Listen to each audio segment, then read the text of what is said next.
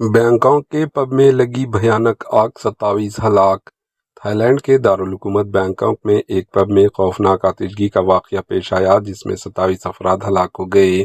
Thailand के prime minister वाक़या पर पहुंचे और इमदादी कार्रवाइयों का जायजा लिया। इन्होंने 27 अफराद की हलाकत की तस्दीक करते हुए बताया कि मुतअद्दिद ज़ख्मियों को मुख्तलिफ अस्पताल में मुंतकिल किया गया। बैंकॉक के प्राइम मिनिस्टर ने कहा कि आतिशगी की वजूहात जानने के लिए तहकीकात जारी है। वाज़ेह रहे कि 2022 में भी थाईलैंड के एक म्यूजिक पब में आतिशगी के नतीजे में 14 अफराद हलाक हो गए थे, जबकि 2009 में बैंकॉक के एक नाइट क्लब में लगने वाली आग में 66 अफराद हलाक हो गए थे। Bureau report, H N news.